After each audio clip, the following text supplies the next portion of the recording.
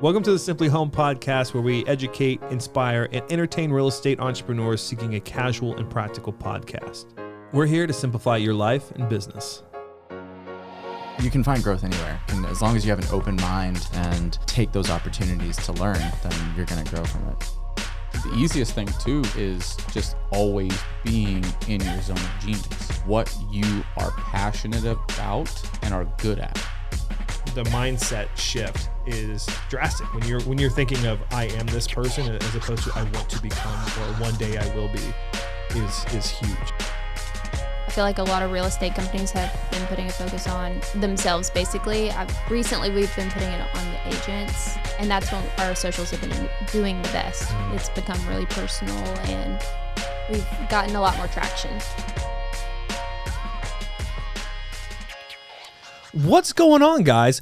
Welcome back to another episode of the simpliHOM podcast. I don't know if you're listening, you have no idea, but This is the first ever podcast with video. Whoa.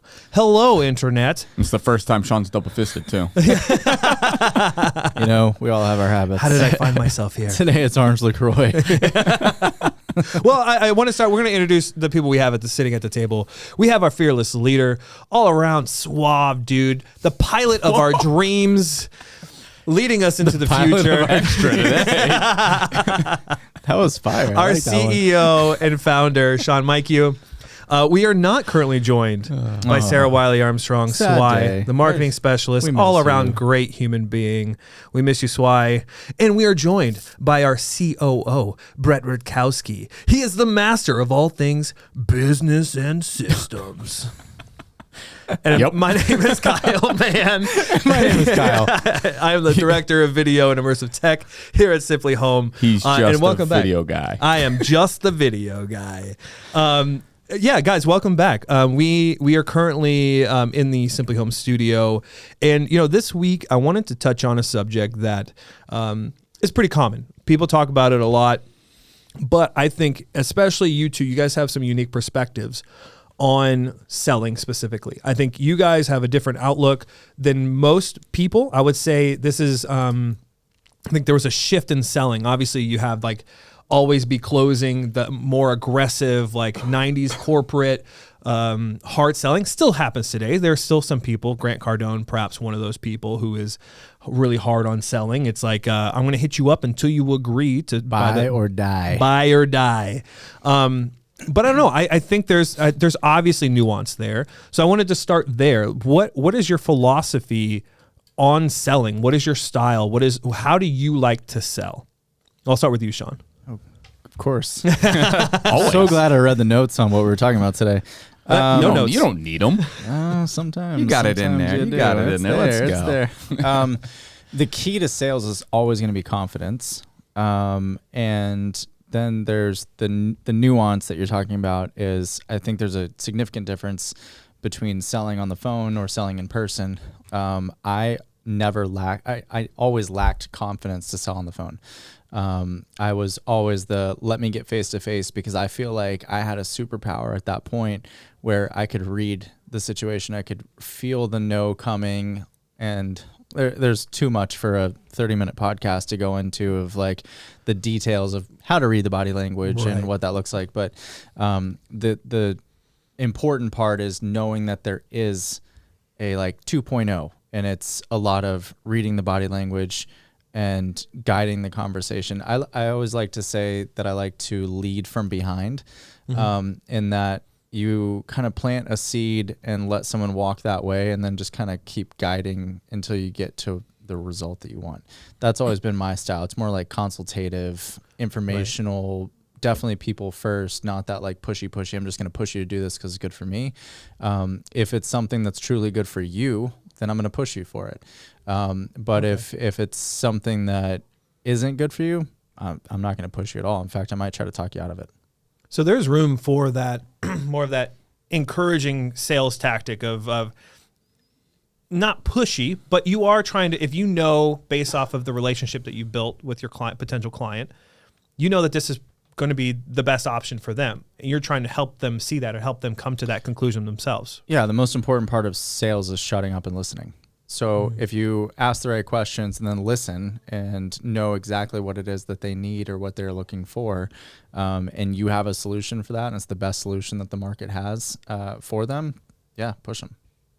Where did you learn all of the, when we were talking about reading body language? Was it books? Was it experience? Was it mentors? How did you go about refining your reading people? Well, so I'm naturally very introverted. And when I was 19, I took a job doing door-to-door sales, which is great for every introvert. And, once you knock on the door, there's no turning back. And so that experience was something that was key in forming my, I guess kind of my outlook through those conversations and so on. But I found that it was a lot easier to sell if I knew what I was selling to or who I was selling to. And by who, not the person, but the personality. And so at the time, there was a show on TV called Lie to Me. And it was like, obviously it wasn't based on, it was based on real science. And so I started reading about the scientists that put all that stuff together. And then I started studying micro expressions and body language cues and like the handshake principles, essentially to determine someone's personality through a shake of a hand. And once you know that, if you're talking to a person who's feature oriented or who needs to feel safe or who, just wants you to stop wasting their time and get to the bottom line, et cetera. So once I did that, then I realized that I could just goof off all day and then go knock on 10 doors at the evening when everybody got home instead of knocking on 40 doors 3 times. And I could hit all my sales quotas. So nice. Brett, what about you? What's your sales philosophy? How do you approach potential clients? So it starts for me, and I learned this real quick, is like you really truly have to believe in whether it's your service, your product. You cannot sell something without what Sean said, the confidence in the confidence in what you're actually selling. Do you truly believe in it yourself?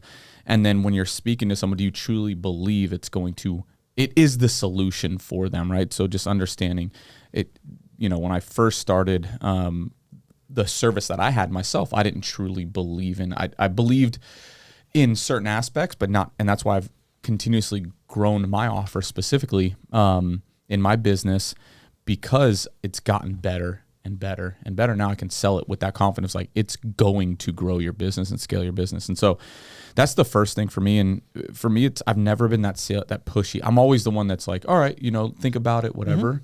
But I will handle objections and all that, right. and try to continue the conversation. I like it conversational based and the consultative approach. But for me, I've never been that pushy person. I don't like that pushy. There are times and there are certain industries that you have to, and there's certain personality traits that you have to just keep going at them until they make the right decision that you know is right for them.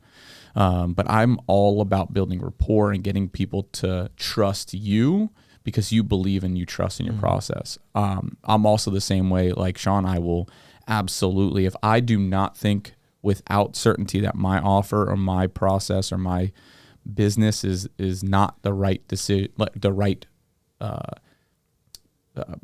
thing for you, I'm not going to sell you. Like we actually track, did we make an offer? Did we not make an offer? How many, right? So if we, how many offers, how many sales calls did we complete in a day, and how many offers did we make? And we don't have to make an offer every single time. Right. We're not trying to sell to every single person. So building the rapport, but also knowing your customer avatar is huge, right? So you're not going to try to sell a $10,000 program to a brand new real estate agent, for example, right? Yeah. They more than likely can't afford it. Yeah. When you were a kid and like you would ask for something and your parents would inevitably be like, no. And you like still ask for it. Yeah. One of the things that, oh God, I'm the first one with it. Oh, yes, I'm the first one with it. I almost had it. I saved myself.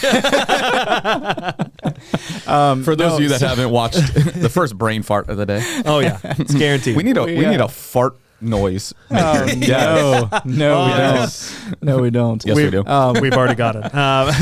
No, so like we need to get better at pushing that button.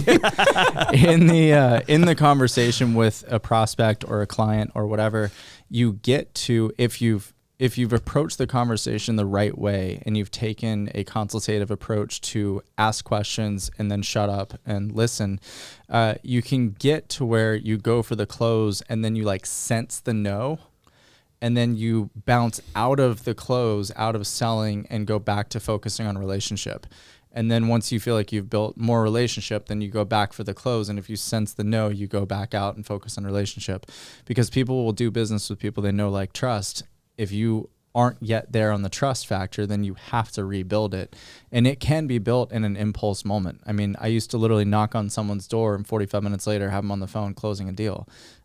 It's just how quickly can you build that rapport? And if you're too pushy for your result, whatever your result may be, and you're not focused on a relationship, you're going to struggle. What's that balance? How do you know that balance? How do you know, like, when you're talking to somebody, you probably know pretty quickly if this is going to be the right person, or is it something that you're finding out? You're asking questions, and like, what's that sensing of the no? What are usually the signs that a no is coming? I mean, there's different times, right? Like there's the introduction in which, get off my porch or stop calling me or whatever. Those, I'm more inclined these days at this point in my life to be like, cool, I didn't want to talk to you anyway. Right? Yeah. Like you're really looking for the people who are looking for you. They just maybe don't yet realize that they're looking for you. Instead of trying to force a round peg into a square hole. And so there's just a feeling. I don't even know really how to describe it. There's just like a feeling, like you start, like once you're really in tune in a conversation, you start sensing what's coming next. And when you get really good at having conversations, you start realizing that like how you ask the question or how you end the ask will lead to X general response. And then once you get X general response, you're going to respond like this, and they're either going to say this or this. And you start kind of building like a diagram in your mind of how this is going to flow. As you're filling up that diagram, I imagine your confidence starts to go up too. So the repetition, as you start to understand the process more and more, your confidence, I think you can kind of reverse the polarity of a lack of confidence into confidence by having these little wins. If you're somebody who doesn't do sales calls, but you pick up the phone one time and you make that first sales call and it goes terrible, celebrate the fact that you picked up the phone for the first time. Oh, for sure. So that leads to the first time you get through a conversation without, somebody yelling at you, whatever it is. Like, I think those, brain fart. Wow. Boom. The repetitive, like, that's not me. Yeah, I mean, it's just those little wins. And we talked about before, like celebrating little wins. But I think that over time starts to build confidence, and you start to understand the process more. You start to understand people more. You know what those knows. You can feel it now. It's second nature. You're not so focused on the technical of like, okay, what should I say and when? You don't have to focus on that anymore. You're just feeling and then interpreting and responding in that regard. Yeah, and I hate what I should say. Like, I hate scripts. Oh, yeah. Hate them. Like, I will hang up on someone so fast if I hear a script, because why? Like, all sales is a conversation with another human being. So just have the conversation. That's it. Yeah. In my opinion. Yeah, I still think Brett you have might to disagree. No, I don't like scripts, but you still have to have some sort of framework, right? You have to know. And the framework is more so qualifying them to make sure they're actually a good fit for your business or whatever you're offering them, right? Yeah. It's never, no, I agree with you. You don't want to sound robotic, because you can't build rapport that way. And rapport goes, you talked about it, but rapport goes levels deep. It's not just, all right, can I build rapport in the first 30 seconds? Like, yeah, that's the most important part. But every time you're asking them a question or getting further in the conversation, you continuously build rapport with them. And so you can only do that by not being scripted, right? Yeah. So the framework just helps you. So if you get lost throughout the conversation and it doesn't just become a conversation, right? Because there always is an end goal. Right. Are they a good fit or not a good fit? If they're a good fit, you sell them or pitch them, right? And so the conversation, in my opinion, if you don't have that sort of framework of like, how do I get back on track? And you talked about it, like coming in and having that first sales call and it going horrible. I want that to happen for our sales reps. When they first come in. You need to feel it. I want them to get their butt kicked, right? So I almost pray for it. The last thing you want is somebody come in their first call, they sell them, and they're like, "This is easy." So easy. And then they go, fail. Yep. 500 times in a row. Yep. But it's and this is why I say a framework, because it's easier to go back and look and review a call and be like, all right, this is where you messed up, right? Yeah. This is where you should have transitioned or gone this way in the fork in the road. And so without that, and it's hard to train sales reps on your process without some sort of framework, right, to get them in. They can still be good. And I always tell everyone, like, here's our framework, make it your own. Sean has a different personality than I do. You have a personality than both of us, right? And so you're going to take that framework and you're going to make it your own, and it's going to be for you. That's going to, there's basics of what you want to do, but in the end, if you sound scripted, I mean, you're very rarely ever going to get a sale, right? I used to always challenge myself to see how deep into a conversation I could get before I ever even brought up why I was there. Because at that point, you're just focused on connecting with the people, Fords, family, occupation, recreation, dreams, desires, school, sports, success. Yeah. Well, why are you here? Brings me to it. I'm so sorry. Yeah. That's one of the things that I was always afraid of is when I'm not a salesperson. With the VR company, I had to sell, and I found out that I was, and the way I unlocked the confidence to then go out and I went door to door. With the VR company when I first started, I literally went downtown Franklin. I went into every single business and I said, like, hey, here's this cool thing I'm doing. Is this something that you could use? And that's how I opened it up. First time ever doing something like that. And at the time, so the first time I sold a job, I was wearing a tank top. I was riding my longboard, had a helmet on. Yes. In shorts. And then I go into a comic book store and I'm like, hey, there's this thing that I'm doing. Like, could you use it? And I found out later, so I ended up being one of the first videos I ever did. Shout out Nick Floyd. There was, but it was, he said the reason why he said yes is because it was authentic. Yeah. I didn't come in with it was uniquely, it was authentic to me. And that's that, along with, I'm an awkward person. I'm an introvert. I enjoy being, but I like being by myself. I enjoy being with other people, and when I'm in there, I can be there. It feels like it sounds weird to say, like it feels like a performance, but like I feel like when I can turn it on, but when I'm by myself, I'm very reserved, very quiet. It's the life of a writer. But the being on the phone and trying to sell somebody, I leaned into the awkwardness. Like I would straight up tell people, like, I'm so sorry. Like I don't normally do this. I'm not a sales call guy. I'm just trying to feed my family. But essentially, I was like, I could, in using, I learned this from Tim Ferriss, but actually using the line, like, can you help me? Yeah. And then people are far more likely to want to help you, especially if you sound like them. a salesperson, you're screwed from the first hello. Yeah, 100%. Did you guys ever read, talking a little bit about, micro expressions, body language. Did you guys, it's a terrible book in hindsight, but it did give me confidence. Probably not. The Game by Neil Strauss. No. Oh, okay. Definitely not. It's not that the book's horrible or nothing. Right. Well, I don't recommend I don't know anything about it. I don't recommend the book. So it's all was that bad, huh? Neil Strauss. Well, so it's a New York Times bestseller. So it is that bad. Yeah. Touche. But it's all about the underground world of pickup artists, right? It was teaching Neil Strauss, who is an author, all around just nerdy dude, is not physically, like, he doesn't look like somebody who could just like pull a bunch of girls. He's not attractive. But what he did is he went into the world of like how to talk to people, the law of attraction. Like, how do I become more desirable? How do I talk to, because he was uncomfortable talking to women. And so what he did is he found that there was like a set of things that you can do, or like things you can look for. And that helped me. For me, I need to know the tool set before I go into the situation. That's just the way I think. So if I can know a few different tricks, like researching NLP at the same time as I was looking into NLP, like knowing little things of like reading facial expressions and knowing that, I said something that they don't like, or like sitting back in their chair. Yeah. They're creating physical distance from you because they don't like what you said. Little things like that, giving me the tool set. So I think that if you're in a position where you're uncomfortable doing sales, one, celebrate the wins.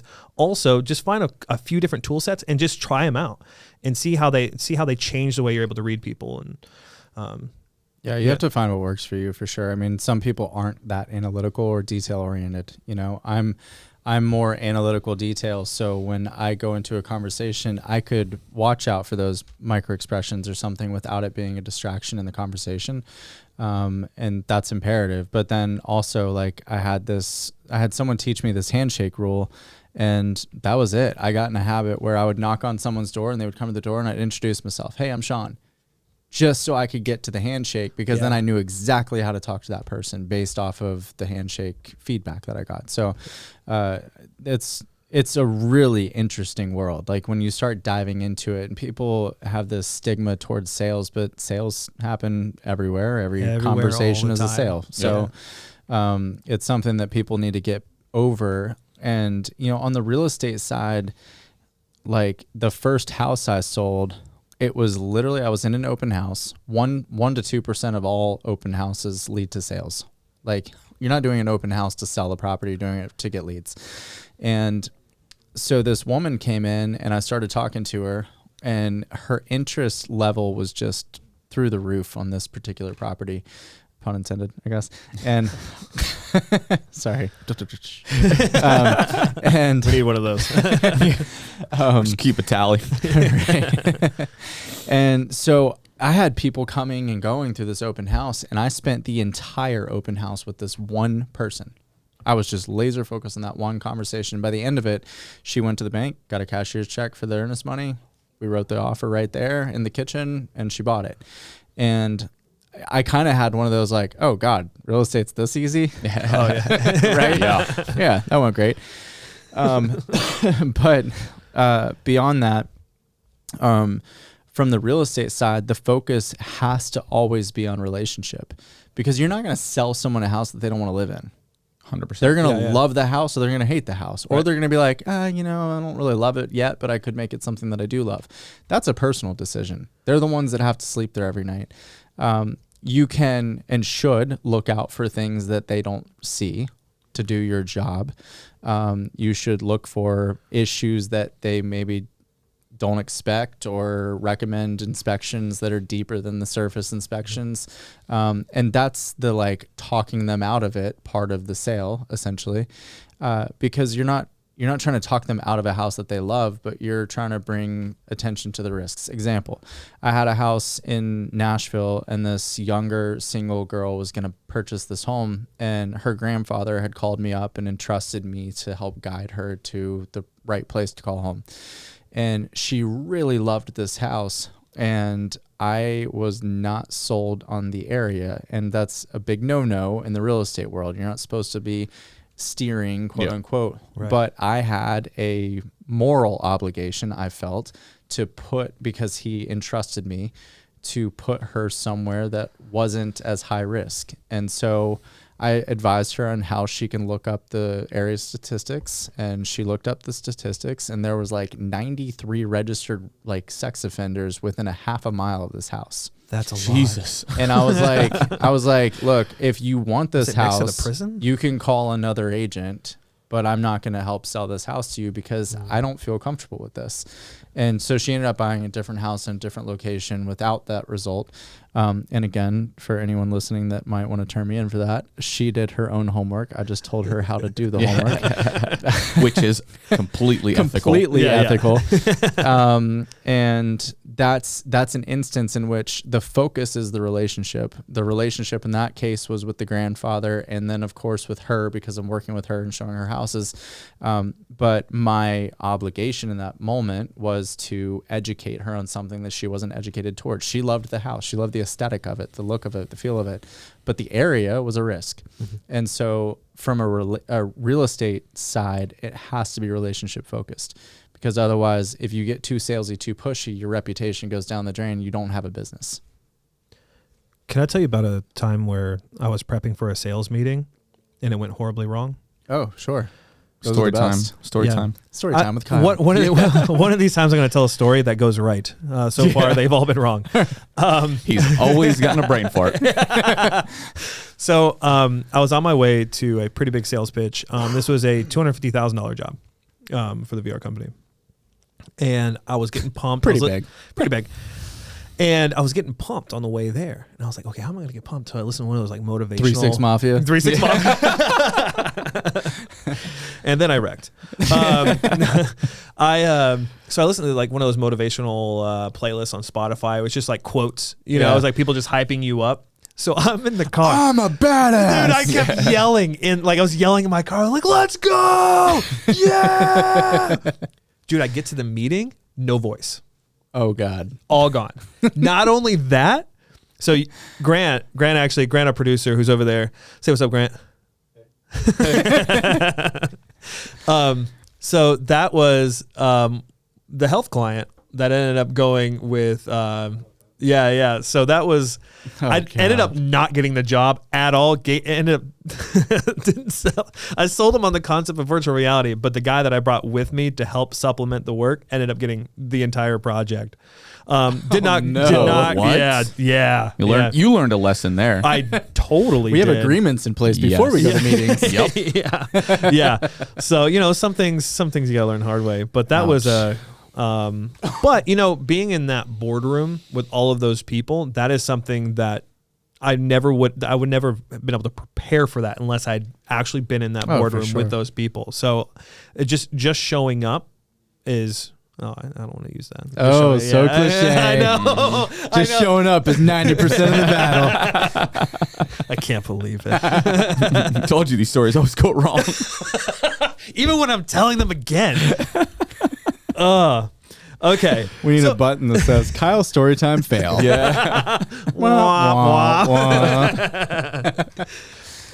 So do you guys feel that you have to be good at sales to be successful in real estate? No, you have to be good with people. Mm-hmm.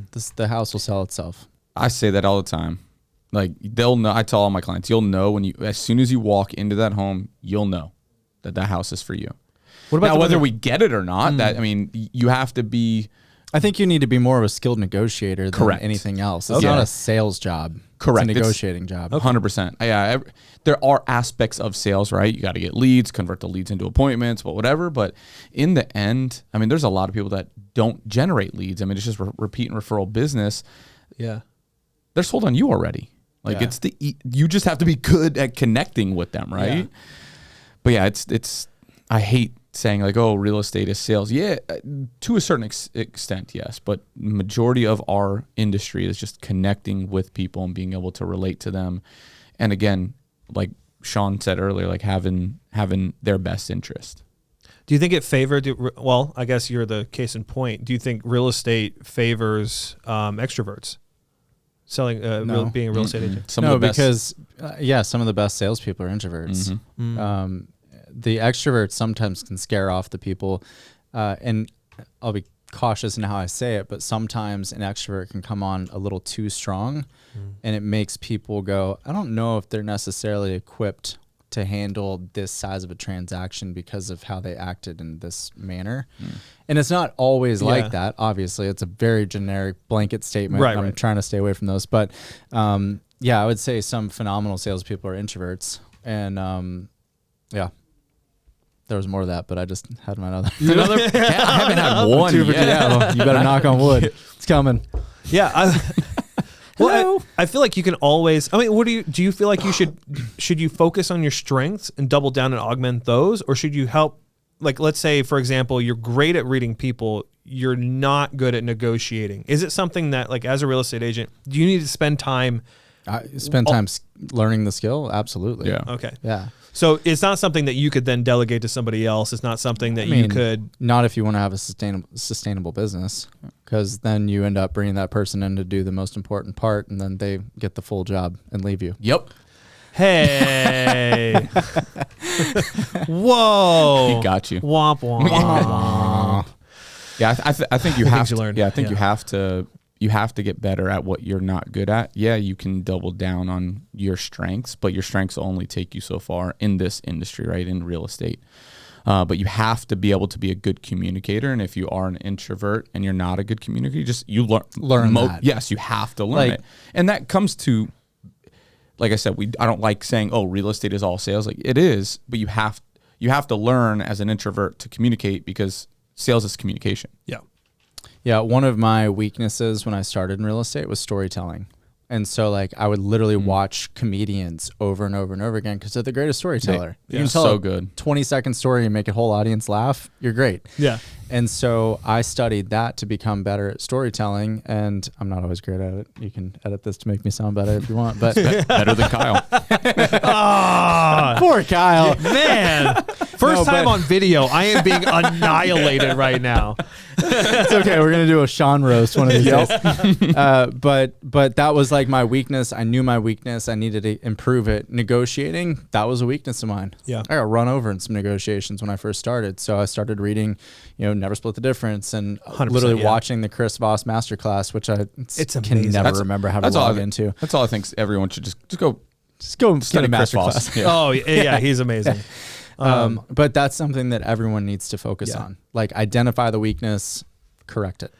I think identifying the weakness, I think that's the first thing. You don't know what you don't know. And it wasn't until I started running the business that I realized that I'm really good at connecting with people. I'm really good at selling a story, or I can pitch it. But when it comes to telling it, I'm just kidding.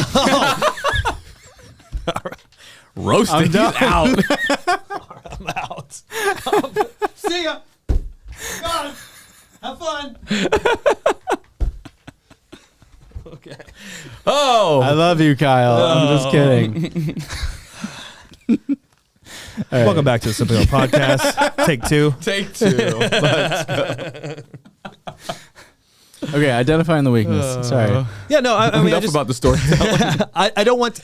I do think if you're an agent, and I'm speaking more to only because I'm not an agent. I can only speak to people that may be going from 0 to 1. But you're not going to, unless you actually go through the process of trying it. I'm not gonna be able to look you in the eye for the rest of the podcast. Either. I'm like laughing at myself. Yeah, I mean, you have to. You don't know what you don't know. So until you're in those situations, and just know that you're gonna suck at it. Like you're gonna be terrible at it. Just don't go in expecting that you're just gonna crush it. Yeah, because more than likely you're not. And if you do. Then be prepared, because there's a brick wall coming. Yep. Because that's what happened to me. Like I came out and sold a ton of houses in my first couple months, and then just nothing. 7 straight months, made $6,000. Almost quit the business. So, and what my issue was in that moment was ego. I was so arrogant. I was looking at it going, all right, I just sold a bunch of houses. I know how to sell. I've done this. I've done that. Look at me. And I started focusing on money and not focusing on people. And if you focus on money, you have none. If you focus on people, you have enough. That's why I love when sales people come in and they fail right away, right? Yeah. Hard, like get their butt kicked, right? And so it's one of those things that brick wall for me, it was 18 months before I had my first sale, right? And I had to learn. A lot of that was not, it clearly wasn't ego for me. It just, I wasn't good at sales at that time. Yeah. But just knowing that when you come in and there's waves of sales, you're always going to have good ups and downs. And so being able to go look at, all right, what did I do right in the times that I was succeeding? But when you're at that peak and riding that wave up of multiple sales in a row, you always want to go back, and it's easier for sales reps that record it, but you can go back and listen to your calls. All right, what was I do? How was my energy? Stuff like that. In real estate, it's a little bit different, but you can go back and say, all right, where did I get these leads? What was my process to close them? And then when you're in your lows and when you're in highs, what were the things that I did wrong that I can get better at? Because that moment of doing something wrong or saying the wrong thing, or the ego is always going to come back and be like, and cause, the dip in your business, like the wave to stop. So I always tell sales reps, when you're riding that wave up, go back and listen to bad calls. Yeah. When you're on the way down, get back in the mindset of, I just closed that person. But it's all so attached to confidence. Yep. Because the moment you stumble, your confidence gets crushed. So you have to go back to those little tiny goals, little wins to build it back up. One of the things every single person at this table is great at is constantly learning and improving yourself. You guys more specifically than me. Like, I have a bad habit of I go out and I just like try it and like figure it out. And then if I don't figure it out, then I'll go to a source to try to learn it. You guys are like constantly improving yourselves in anything, whether it's something that you already have as a strength or something that's a weakness. And I admire the hell out of that, out of both of you, because you guys work tirelessly at it. I mean, it's like constantly like, you know, Brett's always doing workout that I don't want to do, clearly. Now that they can see me on camera and all my chins. Triple. And Kyle's always learning and diving into things that aren't like right up your alley of normal, I guess. Like, you know, he'll walk in and be like, oh, so I was reading this book the other day about XYZ. I'm like, Always. And like Mr. Vocabulary over here too. Like, I feel like I need to start playing Wordscapes on my phone again so I can start learning cool words. But it's something that everyone needs to take a look, a true, honest, critical look at themselves and say, hey, I'm good at X, Y, and Z, and I'm terrible at ABC. And what can I do to get better at ABC? My ABC was storytelling and negotiating and who knows what else. There's a million things that I'm terrible at. And there's things I'm always trying to get better at, but I'm not as proactive as you guys are. And I commend you for that. Oh, Appreciate it. thanks. Trying to lick the wounds. Yes. The fact that we started 2 hours late. That is not my fault. Anyway. Necessarily for once. Wasn't mine. All right, I'll take the blame. So I guess what I want to do is at the end of this, as we conclude the podcast, I want to leave people with maybe some practical advice for where they can look for more resources on selling, or just some general advice. I know yours might just be go do it. And then That's generally my advice. But yeah. But I mean, somebody who's trying to let's take this for an agent who is trying to go from 10 to 20 million a year. Is there anything in the sales realm that they need to change when it comes to? if they're at 10 million, they know what they're doing. Yeah. If they need to get to 20 million, then they need to free up time. Because they can only scale themselves so far. So generally, they're going to have to stop being control freaks, is what I would say. Because more often than not, realtors, particularly moderately to highly successful agents, are absolute control freaks. Yeah. And so, you know, at simpliHOM, it's, hey, we give you this resource to get all your time back with contract to close services. For but free. you have to get out of your own way and let them do their job. And that's, Derek is a prime example. He went this past year from 10 to 20 because he used our systems. And that's a lot of it. If time is not an issue, which it's for sure going to be time as the issue, but there's also going to be a lot of systems that they probably need to improve upon, which goes back to discipline. I would say discipline and time. Golly, yeah. That's a big one. Yeah, I'm struggling. Discipline equals freedom. I need to work out. Yeah, you do. Yeah. We could see it clearly. All right. Grant, can we put Facetune on the cameras? Yeah, I need a Facetune, bro. Yeah, so going from 10 to 20 for me it's not about sales and getting better at sales. Like Sean said, if you get to that point in the real estate industry, you know what you're doing. You connect with people enough. You got enough business, whether it's sphere of influence, repeat and referral, or you're lead generating somehow. But to go from 10 to 20 and just scaling in general is all about subtraction, not addition. Yep. Everyone wants to add more. No, let's go back and look at where did 80% of our business, the 80-20 rule, where did 80% of our business come from? Yeah. Let's eliminate that other 20% and double down on that 80. Where are the things that I can eliminate from my day-to-day, hiring people, systems and processes, automation, whatever? Where are those things that I can eliminate, those steps that I can eliminate that are done more than one time, and delegate it off to somebody else? The only way you can scale is by subtracting things, not adding things to your plate or to your business. 100%. Simplification. Oh, well, see, my advice for an agent who's making 10 million and wants to go to 20 million. Damn. Making 10, selling 10. Clearly, I'm an agent. But they're making 10. If you're making doing 10 what you're million, doing. That's why I only had my real estate don't license change for like a a month, like 1 month. Don't change a thing. But I don't know if this can be translated into real estate or be relatable to real estate, but I know at least when it comes to the services industry, if you want to go and take your business to the next level, obviously start with your systems and processes. I think that's great.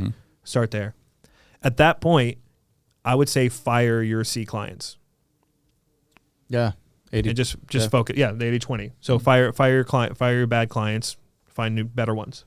If that means like going from, in real estate, maybe it's going from first-time home buyers to investors. I don't know how that would go. Or like perfect example is finding those that gave you more than just gave you a referral in general, and stop focusing on those past clients that haven't given you shit.